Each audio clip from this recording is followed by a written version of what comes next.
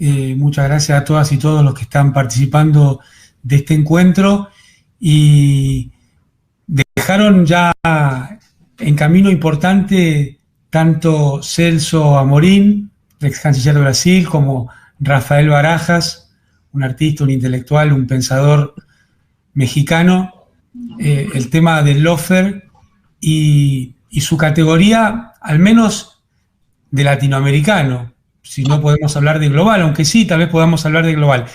Y otra cosa importante es que nos vamos a referir a la situación como lawfare, aunque es una palabra extranjera, porque ya vimos que prendió tanto en Brasil como en México. Todos sabemos a qué nos referimos cuando hablamos de lawfare, aunque siempre tratamos de buscar una palabra en nuestra lengua. Y también fue interesante ver que desde los propios Estados Unidos se hablaba de la puesta en marcha del lawfare, como también nos lo señaló Rafael hace un rato. Y cuando reflexionamos sobre estos temas, mirando una historia corta pero profunda, vinculada a esta actividad, la primera pregunta sería, ¿de qué hablamos cuando hablamos de lawfare? ¿De qué estamos hablando? Porque claro, podemos hablar de los jueces que condenan a quien no tienen que condenar y absuelven a quien no tienen que absolver. Podemos hablar de los medios que publican noticias falsas y esconden noticias verdaderas importantes. Podemos hablar de la creación de sentido a partir de los medios de comunicación. Pero me parece que todas estas cuestiones no dejan de ser instrumentos. Instrumentos que pueden ser más o menos dolorosos para las personas que los sufren, más o menos dolorosos para sus familias. Pero mucho más importante que esto es que en definitiva estamos hablando de un dispositivo de control social.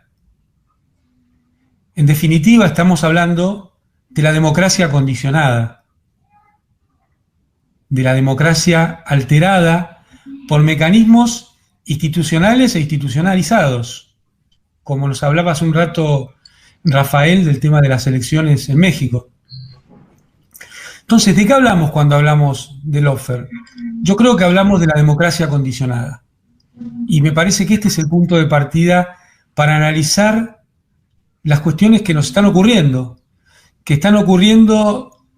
desde México hasta nuestra Tierra del Fuego, que están ocurriendo en todo el continente. No puede decirse que es un invento de algún espacio político cuando vemos que las mismas situaciones, a veces hasta caricaturescamente las mismas situaciones, suceden en México, en Brasil, en Ecuador, en Bolivia, en Paraguay, en Argentina, por supuesto. No puede hablarse de un invento, sino que estamos hablando de un fenómeno que tenemos que analizar. Y fíjense que no solo tiene que ver con las cuestiones vinculadas a esa definición tan particular de corrupción que se hace desde los centros de poder, que también nos describía tanto Celso como Rafael, de esa visión sesgada, falaz, del tema de la corrupción, sino que también en Argentina podríamos hablar de qué sucedió con la ley de medios.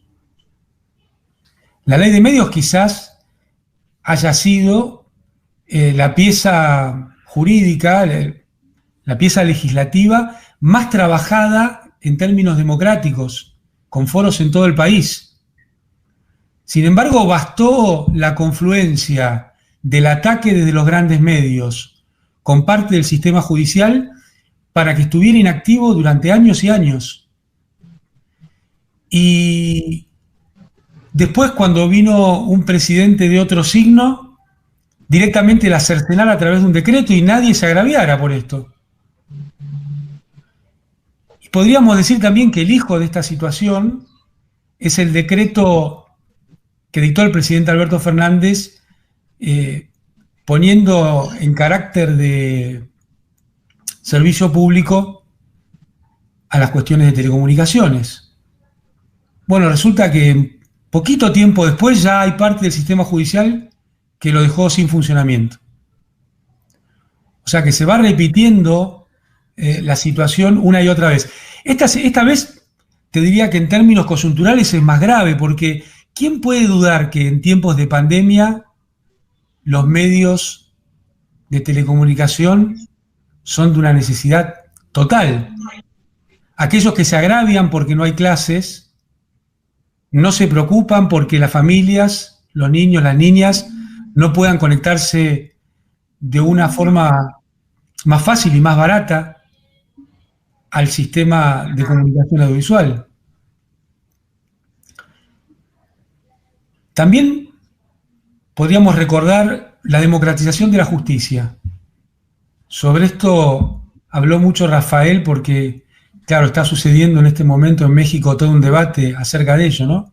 Acá en mi casa lo hablamos bastante. En Argentina, en el año 2014, Cristina Fernández de Kirchner mandó 6 leyes para mejorar la calidad democrática del sistema de justicia. ¿Quién las declaró inconstitucionales? El propio sistema de justicia al cual se pretendía reformar. Está claro que es una democracia condicionada. Fíjense ustedes, ¿no? Este sistema judicial que también se ha vuelto caricaturesco en la persecución de una supuesta corrupción. Para no abundar, tomemos el caso de Lula. Un tipo disfrazado de juez lo condenó, un juez que debiera ser imparcial. Al poco tiempo se sacó el disfraz de juez y se disfrazó de ministro del gobierno que él había hecho que ganara metiendo preso a Lula. También fue un disfraz que se sacó rápido. Pero en el mientras tanto visitaba a los jueces en Argentina y los jueces de Argentina se sacaban fotos con el juez Moro. Mientras esto sucedía, ¿qué pasaba con las tarifas de los servicios públicos? ¿Qué pasaba con las jubilaciones? ¿Qué pasaba con los salarios? ¿Qué pasaba con el endeudamiento? ¿Dónde estaba el sistema de justicia argentino mirando estos temas que nos competen a todos? Y nos recordaban tanto Celso como Rafael que hay documentos de los Estados Unidos donde se utiliza el supuesto tema de la corrupción como una nueva arma de control de nuestras sociedades. Yo me permito recordar que ya estaba esto en los documentos del consenso de Washington, que este era un tema central para controlar nuestras sociedades. Entonces, el lawfare no es una conspiración trasnochada de diarios con jueces. El lawfare es un dispositivo disciplinario. Es un dispositivo disciplinario que voy a tratar de hacer algún aporte teórico en ese sentido, pero fíjense, ¿no? El embajador Prado, embajador de Estados Unidos en Argentina en el año 2018, decía que venía aquí para ayudar a mejorar el sistema judicial. La pregunta sería, ¿mejorar para quién? Algún filósofo podría decir que no hay hechos, solo hay interpretaciones. Cabe aquí, ¿no? Dijo textualmente algo así como: voy a trabajar con los abogados y los jueces de Argentina para terminar con la corrupción. Muchas gracias, señor Prado. Se parece mucho todo esto a las prescripciones, mejor dicho, a las condicionalidades que el Fondo Monetario Internacional pone a las políticas económicas y sociales de nuestro país. Y es por eso que se concentra, como nos decía Celso, como nos decía Rafael, en personas, pero sobre todo en espacios políticos que buscan transformar la realidad. El objetivo del lawfare son las personas, políticos, sindicalistas, dirigentes en sentido dirigentes y dirigentes, que pretenden transformar la realidad. Porque este sistema que pretenden vendernos como pristino y republicano ha logrado convertir al mundo en el momento de mayor desigualdad del planeta. Y entonces el lawfare también tiene que ver con esto, o fundamentalmente tiene que ver con esto, como dispositivo disciplinario. El poder buscando normalizar a todo el mundo, normalizar, haciéndolo estándar, igualito, bien portado. Y en este sentido, recordaremos el famoso panóptico de Foucault, la deuda se ha convertido en el gran panóptico sin situación física. Porque la deuda es el mayor mecanismo, el más eficiente de normalización. Lo que hace la deuda es restringir nuestro campo de elección a futuro, de las personas, las familias, las empresas, los países.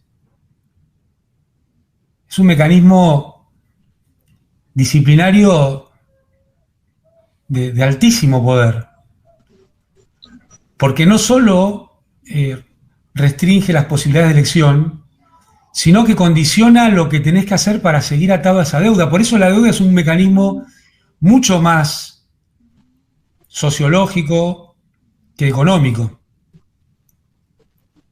En apariencia es económico, pero es el gran mecanismo disciplinador de las sociedades, porque además después para poder pagar la deuda, o peor aún, para tener que refinanciarlo, tenés que seguir las prescripciones del acreedor. Entonces se habla mucho en estos tiempos de que los países tienen que restablecer la confianza de los mercados. ¿Y qué sería la confianza? Porque es una palabra que se repite mucho y se define poco. Miren, la confianza es simplemente hacer lo que el acreedor pretende. Por eso la confianza se ha convertido en restringir los sistemas jubilatorios, en restringir los sistemas de salud, en restringir los sistemas educativos, en generar ese nombre tan bonito que le han encontrado, que es austeridad. Pero la austeridad nunca se le aplica a los intereses ni a los pagos de capital de las deudas. La austeridad se le aplica a los pueblos. La austeridad se le aplica a través del famoso superávit fiscal a los grupos que también son parte del sector privado, porque vieron que cuando se habla del sector privado se significa como si fueran las empresas. Dicen sector privado para no decir las corporaciones. Las jubiladas y los jubilados también son sector privado. Las trabajadoras y trabajadores también son sector privado. Las niñas y los niños que pierden sus sistemas escolares también son sector privado. Y fíjense ahora lo que pasa en esta pandemia, ¿no? Quienes se agravian por la educación presencial, estoy hablando de las y los políticos, no de las familias, son quienes le sacaron los fondos al sistema educativo.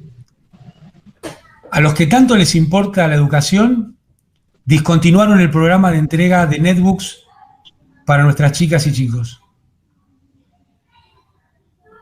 Parece mentira, pero es así. Entonces, el lawfare es un dispositivo disciplinario y el lawfare no es una cuestión de las personas que lo sufren. El lawfare es una cuestión de la democracia condicionada. Y para que veamos que este no es un tema ni nuevo, ni de nuestro país, ni de nuestra región, les quería invitar a compartir 3 obras. La primera es una novela de Umberto Eco que se llama Número 0, que publicó en el 2015.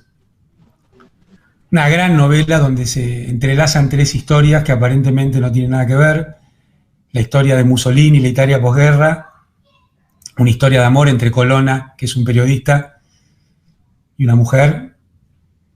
Pero la historia central es la historia del commendatore Vimercante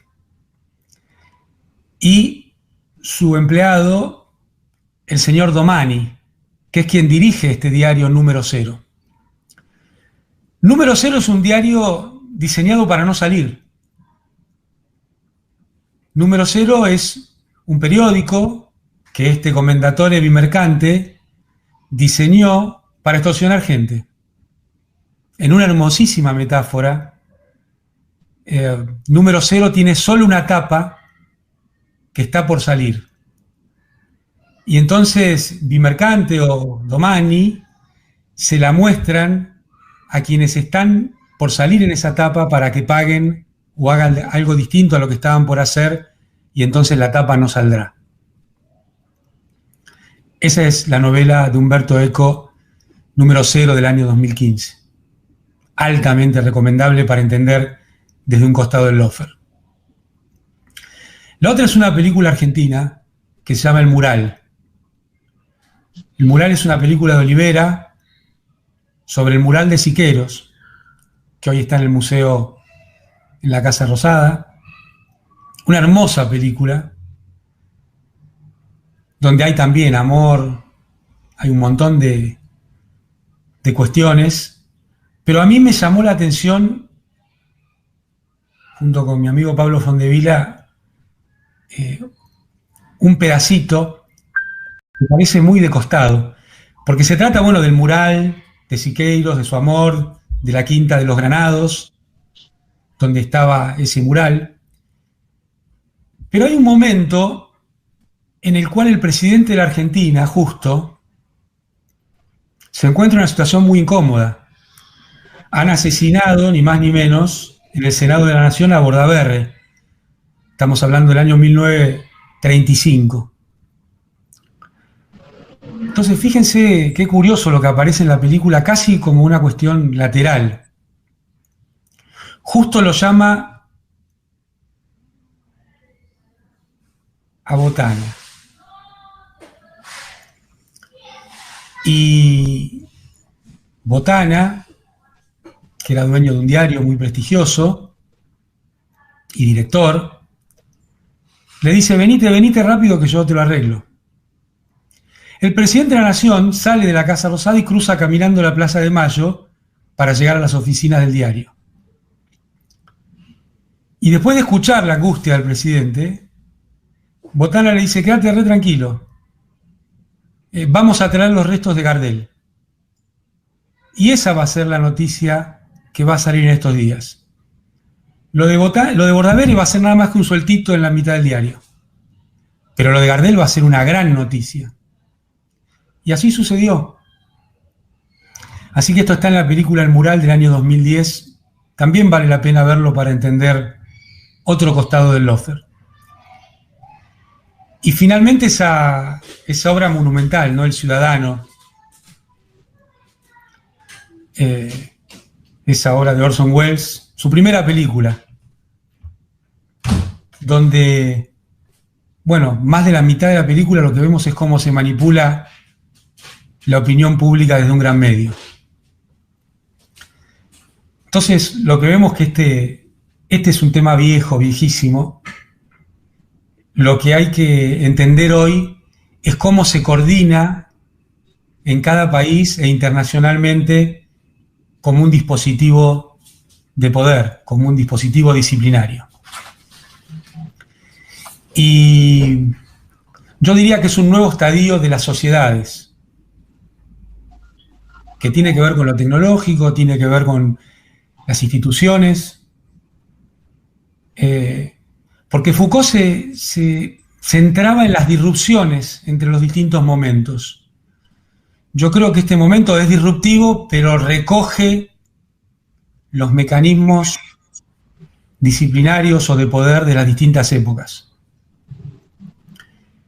Foucault distingue primero entre la sociedad y la soberanía, donde el eje estaba puesto en el que castigaba. El dueño del poder era el centro de la acción política. Y entonces el castigo era una fiesta punitiva que se hacía en las plazas públicas. Recordaremos seguro esas escenas de Damien, que en 1757 su cuerpo es destruido en la plaza pública y destruido de una forma terrible. Le sacan pedazos del cuerpo, lo mutilan, le atan un caballo a cada punta y los caballos no le llegan a extraer los miembros. Entonces dura un montón de tiempo, tienen que traer 2 caballos más. Finalmente el verdugo corta alguno de esos miembros. La época del castigo corporal como espectáculo público. Eso era la sociedad de la soberanía. Y repito, el eje estaba puesto en el que imponía la pena y en el que le mostraba a la sociedad cómo imponía la pena. Después apareció la sociedad disciplinaria, una sociedad mucho más discreta, mucho más humana, entre comillas, pero tal vez mucho más terrible. Porque el eje pasa a ser el castigado. El castigado es el que se tiene que reformar, que normalizar, que docilizar, que enmendar sus conductas. En esa sociedad, la sociedad de la escuela como la conocemos, la sociedad de la fábrica, la sociedad de las cárceles, la sociedad de los hospitales, la persona está atada a algo físico, a un espacio físico, y tiene que aprender a comportarse, a un comportamiento que se le dicta desde el poder, no desde alguna racionalidad. Porque esa sociedad terminó tal vez con la Segunda Guerra Mundial, ¿no? Ese recorrido de normalización. Con el imperialismo, con las conquistas cruentas y crueles. Cosa que aquí en América, de México a Argentina conocemos muy bien. Pero nos marca Deleuze que esa sociedad disciplinaria se volvió una sociedad del control. Una sociedad donde ya no hacía ni siquiera falta el panóptico, porque cada una de nosotras y nosotros entendía claramente lo que tenía que hacer y cómo se tenía que comportarse. Bueno, yo creo que a partir del neoliberalismo, tal vez a mediados de los 80, con el no hay futuro, era no, lo que decían los Sex Pistols, pero con el no hay alternativa, el cual contestaba el no hay futuro, de Margaret Thatcher y Ronald Reagan, aparece la sociedad del espectáculo. Y la sociedad del espectáculo tiene mucho de la sociedad disciplinaria, tiene mucho de la sociedad del control, pero también vuelve la sombría fiesta punitiva. Vuelve la sombría fiesta punitiva. Y a eso se refirieron en Argentina las prisiones preventivas, los chalecos y los cascos. ¿Qué sentido tenía irme a sacar a mí de mi casa a las 6 de la mañana con un chaleco y un casco? Me hubieran llamado por teléfono e iba tranquilamente a donde me indicaran. Fui sin discutir ni un segundo, solo pidiendo que sea lo más rápido posible a una indagatoria siendo vicepresidente de la Nación. ¿Qué sentido tenía el chaleco y el casco? La vuelta del castigo espectáculo. Eso es el lawfare. Porque el lawfare incorpora de todas las etapas anteriores algo que también trajo el marketing, que es la segmentación. El nuevo castigo espectáculo, la sombría fiesta punitiva, hoy no solo tiene como objetivo al conjunto de la sociedad, sino que tiene como objetivo también el condicionamiento de quienes toman decisiones políticas. Este es el nuevo sentido de normalizar, docilizar, rectificar, enmendar conductas. Que nadie se atreva a desafiar el orden establecido. Que nadie se atreva siquiera a intentar cambiar este mundo tan desigual. Este mundo donde nos hablan de la igualdad de oportunidades en una carrera en la que las grandes mayorías no tienen ni siquiera un lugar en la largada de las grandes oportunidades.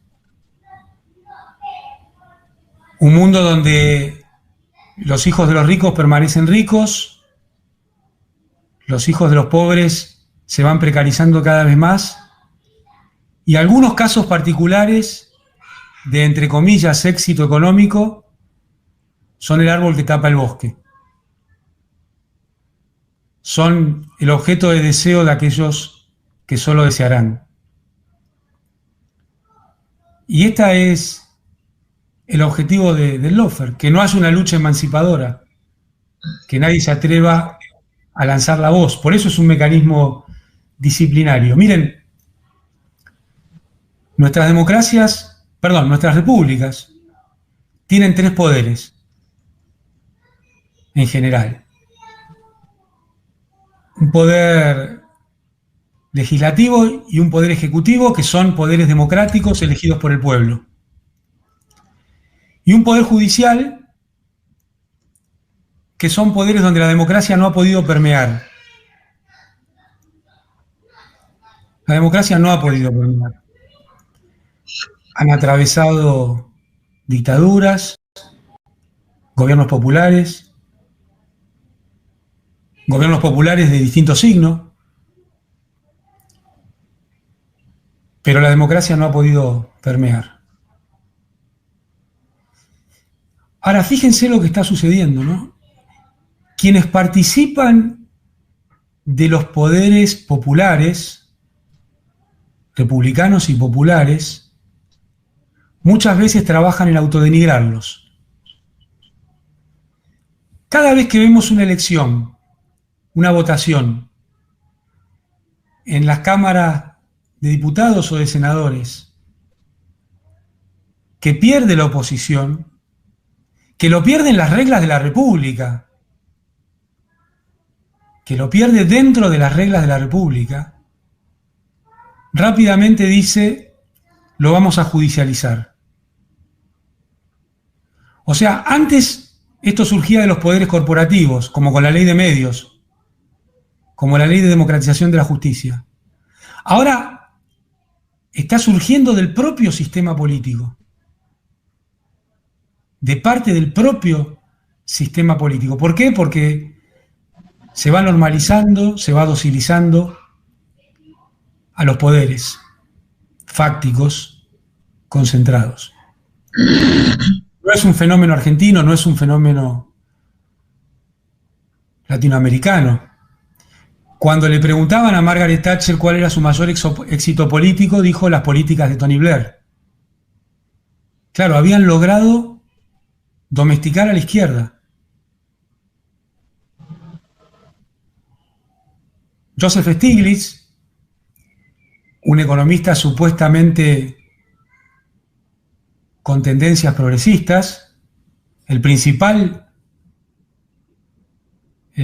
asistente económico, asesor económico de Obama, dijo jocosamente, pero trágicamente, durante nuestro gobierno nos la fuimos arreglando para ajustarle el cinturón a los que menos tenían y aflojárselo a los que más tenían. Es parte también de la domesticación. Ahora, ¿cuáles son los mecanismos de este para qué en el sistema de administración de leyes argentino hoy? Bueno, uno es el famoso tiempismo. Tiempismo parece una palabra más de tahúres y jugadores de truco que de quienes tienen que administrar justicia. Sin embargo, fíjense, ¿no?, la significación de la semántica en el neoliberalismo, en el lawfare, es casi un elogio en los grandes medios concentrados. Los jueces más vivos son los jueces tiempistas. ¿Por qué? Porque van atravesando todos los gobiernos. Ahora en el medio van haciendo un estropicio con la vida de las y los argentinos. Yo fui condenado por un tribunal oral federal el 7 de agosto del 2018. A mediados del 2019, la Cámara de Casación confirmó la sentencia, sin entrar en discusión de lo que fue ese juicio y esa sentencia, que quizás después podamos hablar. A fines del 2020, la Corte Suprema de Justicia de la Nación confirmó la sentencia sin mirarla, lo que en nuestra jerga se llama aplicándole un 280. Ni siquiera fue importante, que había que escuchar por lo menos lo que escribieron el doctor Julio Mayer o el doctor Zaffaroni como amicus curiae. Ni siquiera eso se dignaron leer. Le aplicaron un 280. Tiempos veloces, la justicia llega en tiempo y forma.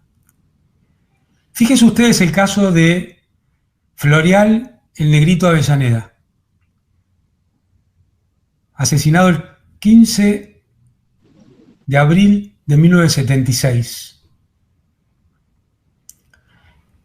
Los militares Omar Riveros y Fernando Verplasten fueron condenados en agosto del 2009, desde 1976 a 2009.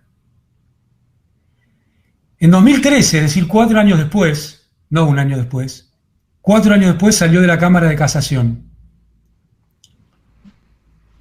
Hasta hoy, mayo de 2021, no tiene confirmación de la Corte Suprema de Justicia de la Nación, por lo tanto, no están condenados. Quienes asesinaron y tienen doble conforme en 1976, hoy no están condenados porque la Corte Suprema de Justicia de la Nación pisó el caso. No lo resuelve. Muy rápido para algunos, muy lento para otros, ¿no? Pero agarremos otro caso para ver que no es casualidad. En el año 2018, el 4 de octubre del 2018, condenaron por tráfico de armas, 6.500 toneladas de armas, al expresidente Menem, después de 23 años de recorrido del expediente. Lo tomó la Corte, lo manoseó un poco, lo devolvió a casación.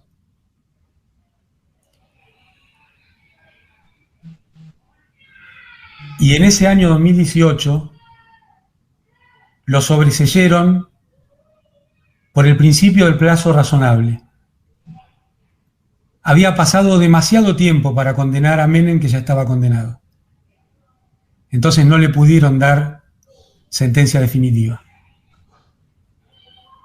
Muy rápido para algunos, muy lento para otros, según convenga o no al poder.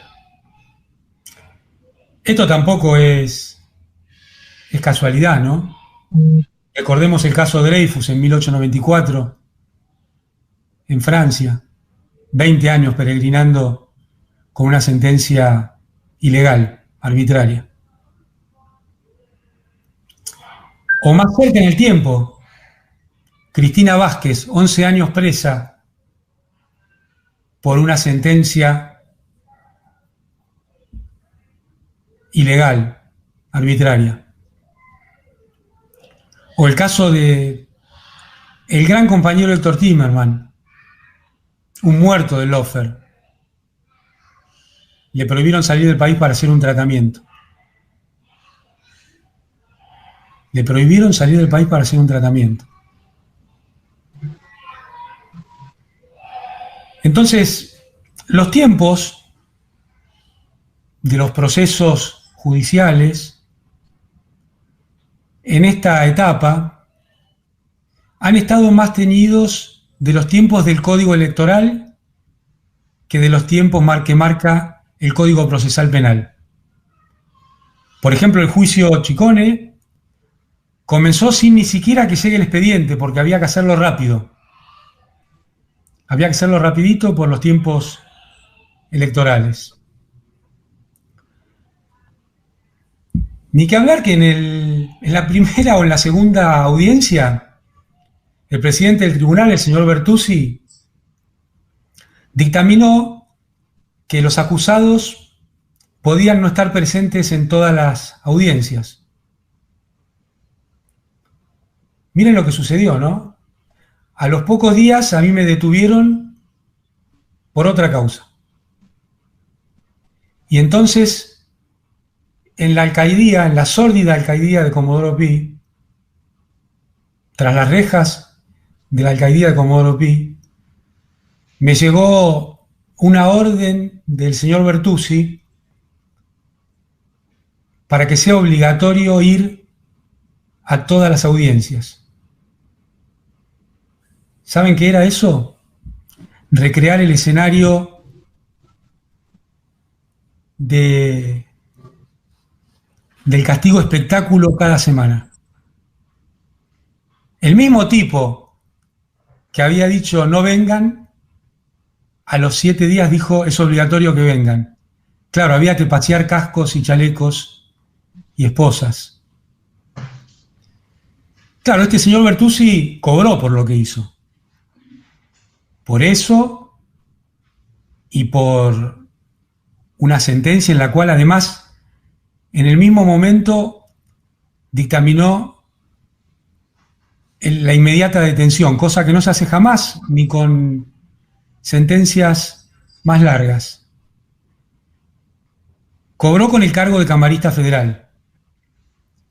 Y esto no es algo que diga yo, lo veníamos leyendo en los diarios de gran circulación todos los días, que iba a ser un fallo ejemplar porque a partir de eso Macri lo iba a poner por decreto como camarista federal. Lo venían trabajando en la famosa mesa judicial, una mesa que ahora sale en forma digital en el teléfono del secretario de Macri, Nieto, ¿no? Ahí aparece clarita toda esta mesa judicial. Una mesa judicial, ¿saben? La segunda parte de la Constitución Nacional tiene las autoridades de la nación. Primero, del artículo 44 al 86, las autoridades del Poder Legislativo, del 87 al 107, las del Poder Ejecutivo, las del 108 al 119, el Poder Judicial. La reforma del 94 le agregó el famoso artículo 120 del Ministerio Público Fiscal como un cuarto poder, o un poder extrapoder. En ninguno de estos artículos yo encontré la mesa judicial. O sea que la mesa judicial es una creación de los, abro comillas, republicanos defensores de la Constitución, cierro comillas, para vulnerarla. ¿Dónde estaba la mesa judicial? Bueno, estaba en el despacho del ministro de Justicia. Parece un cuento de Orwell, ¿no? La guerra es la paz, el amor es el odio, la verdad es la mentira. En el Ministerio de Justicia funcionaba la mesa judicial, que eran abogados amigos de Macri, que trabajaban con el ministro de Justicia para ver a quién había que detener, en qué momento, cómo, para convencer, ordenar o coordinar, según el grado de afinidad, o apretar a jueces y fiscales en la persecución política que hubo durante tiempos de Macri.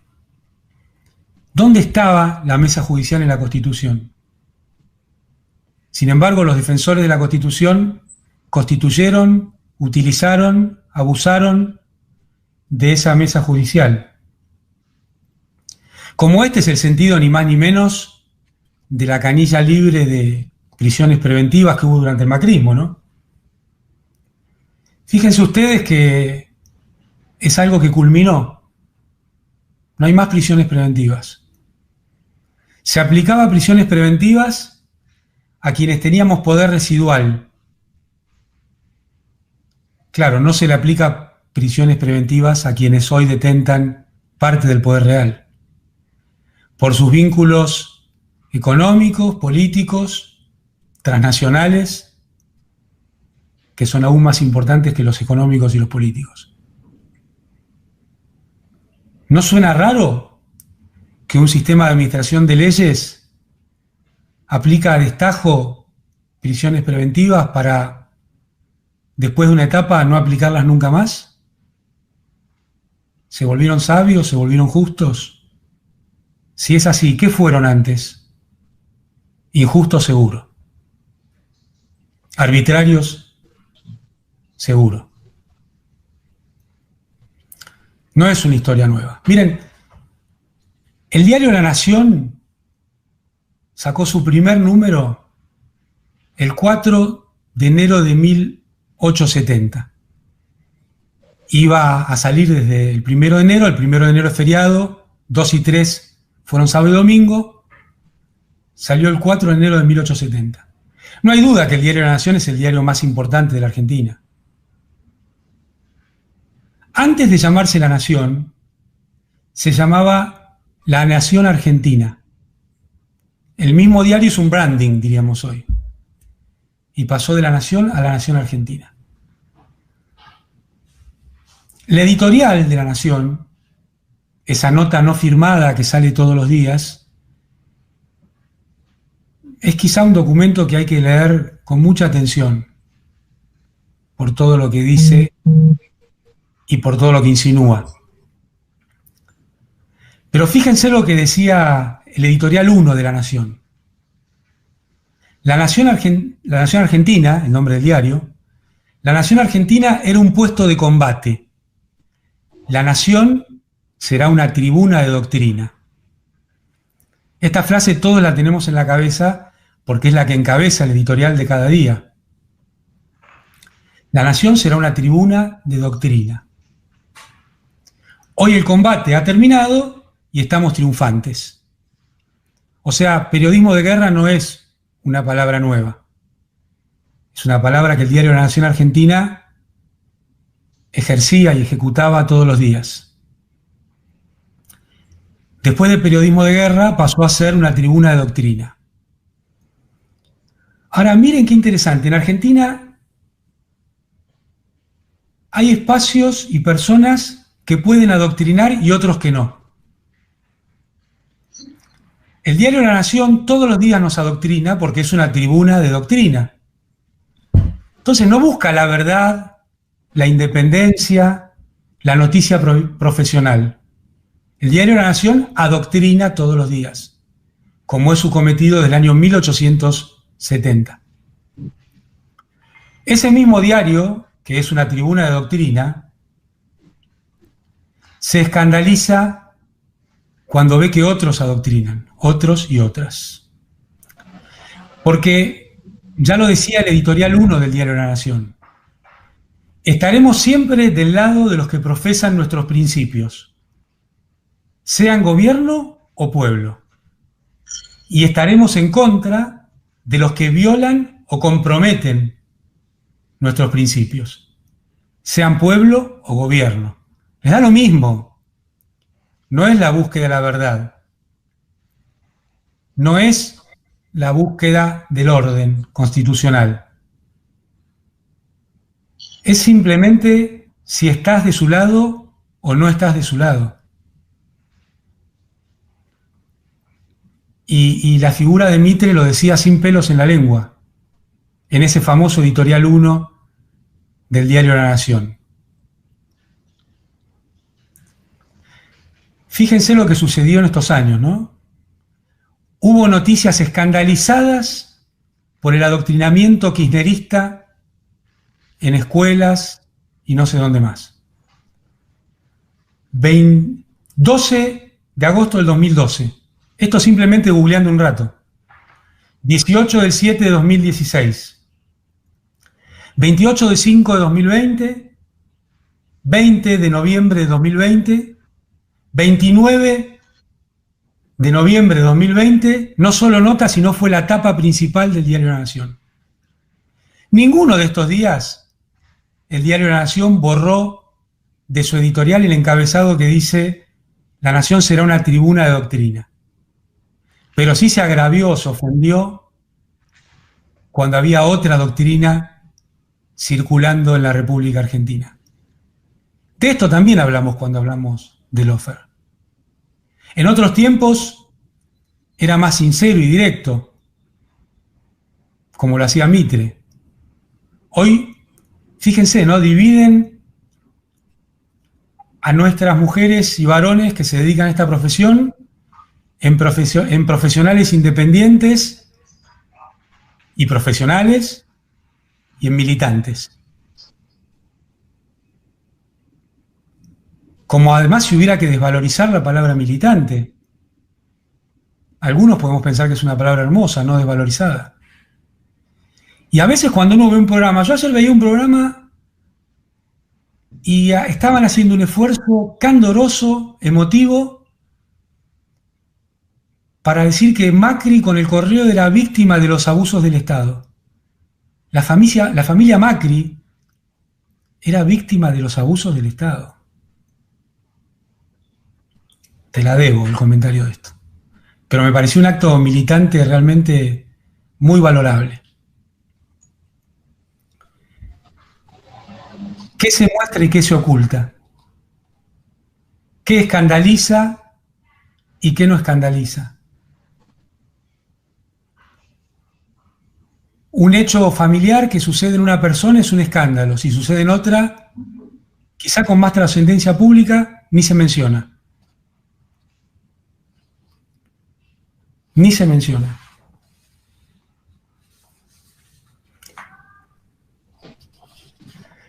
Hace tiempo vengo sosteniendo que en la Argentina los tribunales se han convertido en parodias. Son lugares donde hay una parodia de una sentencia jurídica que convalida una sentencia mediática. La sentencia ya está dictada. La sentencia ya está escrita.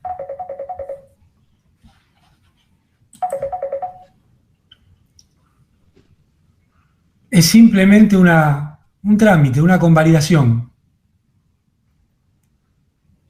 En general, las denuncias, las acusaciones, las sentencias son el relato de una nota periodística o de una investigación periodística, que son muy valiosas y muy valoradas en tanto investigación periodística en cuanto nota periodística.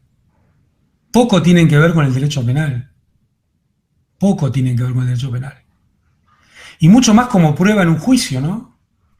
Estamos viendo cómo en todos los juicios por la supuesta corrupción aparecen como testigos periodistas, aparecen como pruebas libros escritos por periodistas. Son investigaciones, muchas veces seguramente muy bien hechas. Pero un testigo es una persona que por sus propios medios, por sus propios sentidos, tiene conocimiento directo de algún hecho relevante para una causa. No alguien que le contaron lo que había sucedido. Eso no es un testigo. Se admiten como pruebas, relatos, investigaciones periodísticas. Muchas veces el mismo testigo la ha desbaratado cuando lo llaman a declarar. Cuando le preguntan en serio, como fue el caso del juicio de Oil, el propio testigo terminó diciendo, el propio testigo periodista, terminó diciendo: no sé de lo que hablo, no sé de lo que estoy hablando. Había hecho notas y notas y notas en los diarios, pero no sabía de lo que estaba hablando. El propio periodista investigador desbarató su testimonio y su prueba que se había incluido en ese juicio.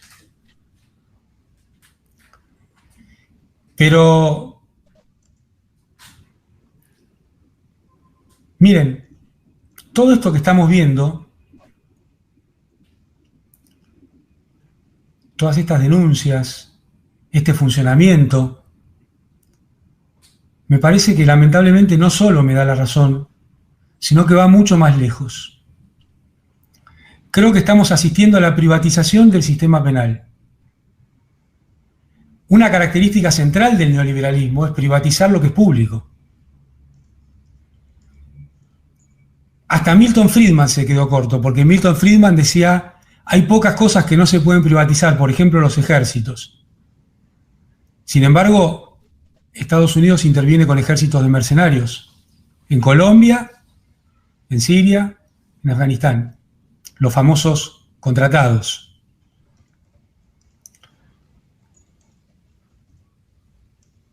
Aquí, durante los 90 se privatizó todo, hasta el sistema jubilatorio se privatizó.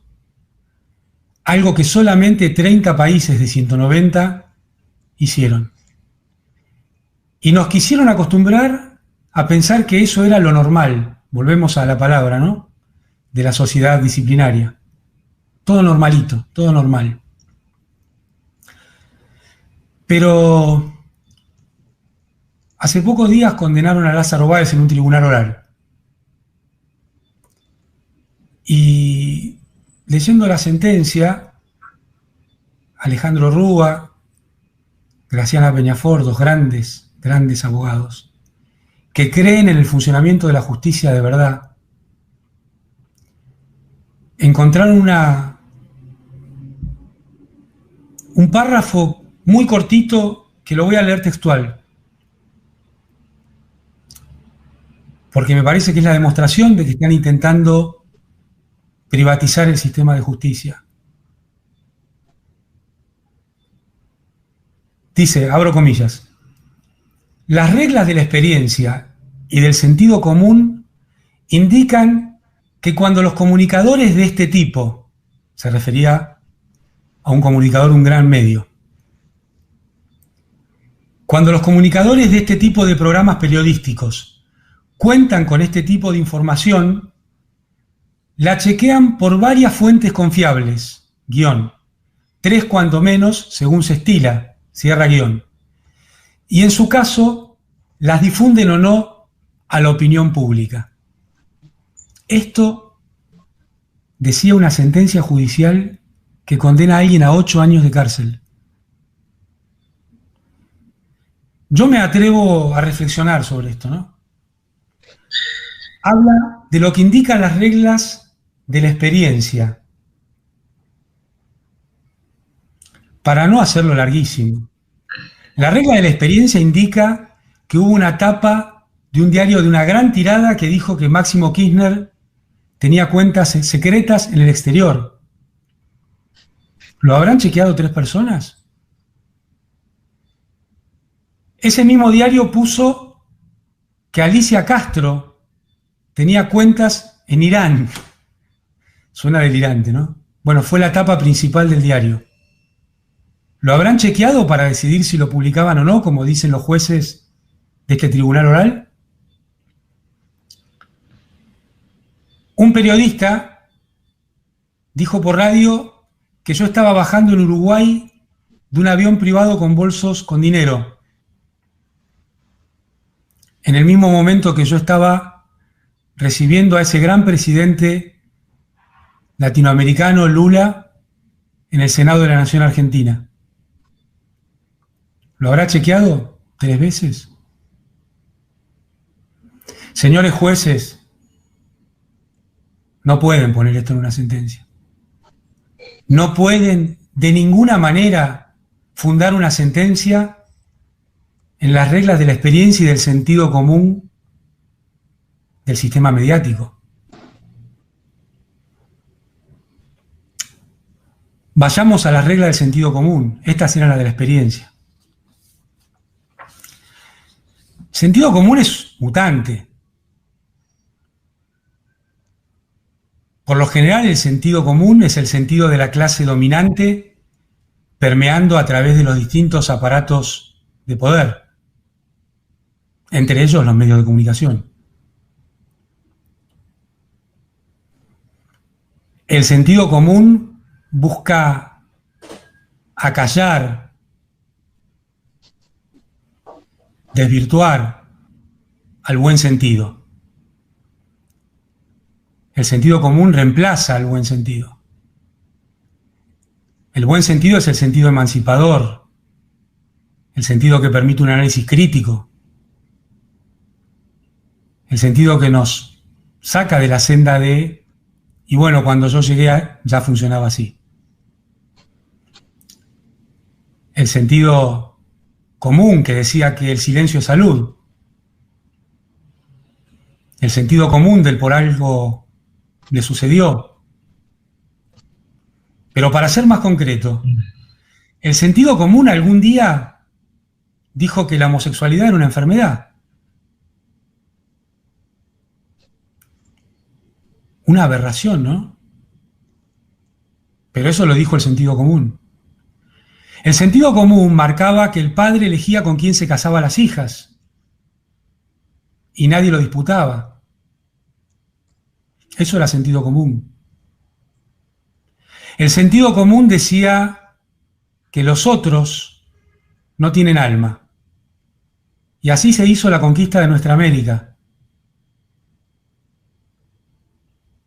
buscando darle alma a los pueblos originarios que llamaban despectivamente indios, que no tenían alma. Y en África también, con las personas de otra raza, que también eran traídas como esclavos a nuestra América.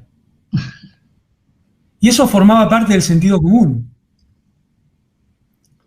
El sentido común hacía que en Estados Unidos personas de distintas razas no podían ocupar en los mismos lugares físicos. Los espacios del sentido común. El sentido común hacía que las mujeres no heredaran. El sentido común tenía como regla de educación que se les pegara a los hijos, que hubiera castigo físico. Señores jueces de la Argentina, no pueden fundar una sentencia en el sentido común. Eso no tiene nada que ver con el derecho penal.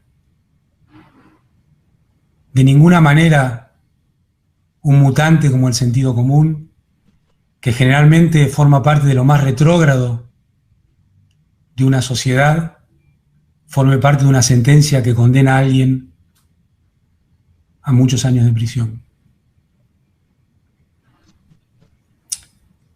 En definitiva, cuando hablamos de lawfare estamos hablando de todo esto. Estamos hablando de persecución, estamos hablando de no reconocer al otro o la otra, estamos hablando de deshumanizar, estamos hablando del horrible espectáculo público del castigo, estamos hablando de la desigualdad en el mundo,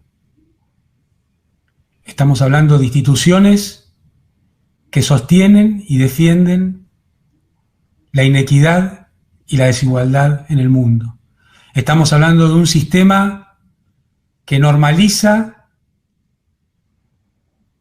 y asusta para que nadie se atreva a desafiar lo establecido. Estamos hablando